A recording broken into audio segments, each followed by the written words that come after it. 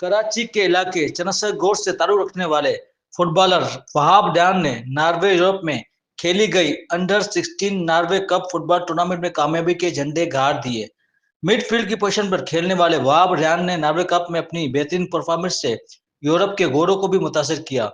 वहाब रियान को बेहतरीन खिलाड़ी का अवार्ड भी दिया गया। चनसर गोड के पसमानदा इलाके से ताल्लुक होने और गुर्बत के बावजूद वहाब रियान ने चनसर मोहम्मदन फुटबॉल क्लब में अपनी खेल को जारी रखा।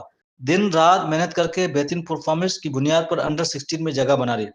दुनिया की बेहतरीन टीमों स्पेन, अमेरिका, मेक्सिको और मेजबान टीम नॉर्वे से मुकाबला किया। अपनी मेहनत और लगन से बेहतरीन फुटबॉल खेलकर अपना लोहा मनवाया।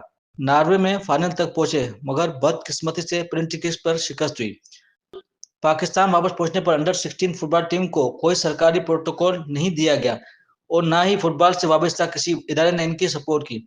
मगर चनसर मोहम्मदन फुटबॉल क्लब के बानी उस्ताद बशीर अहमद बलोच और वकार शाह जिलानी ने अंडर 16 फुटबॉल टीम के एजाज में महमूद शाह बुखारी फुटबॉल ग्राउंड में एक पुरवकार तकरीब का एहतमाम किया। तकरीब में तमाम खिलाड़ियों को अजरक और फूलों के हार पहनाए गए। बलोची लेवा भी मुनक्कद करवाया गया और केक भी काटा गया। तकरीब के मेहमान खुसूसी वज़ीर आला सिंध के मुशीर उस्मान हिंगोरो थे। तकरीब के बाद खिलाड़ियों और मेहमान खुसूसी ने दरगाह सैयद हज़रत महमूद शाह बुखारी पर हाजिरी दी और दरगाह के गद्दी नशीन पीर आगा गुलाम मुस्तफा शाह जिलानी और वकार शाह जिलानी से मुलाकात की। आगा मुस्तफा शाह जिलानी ने इनका इस्तकबाल किया और अजरक पहनाई।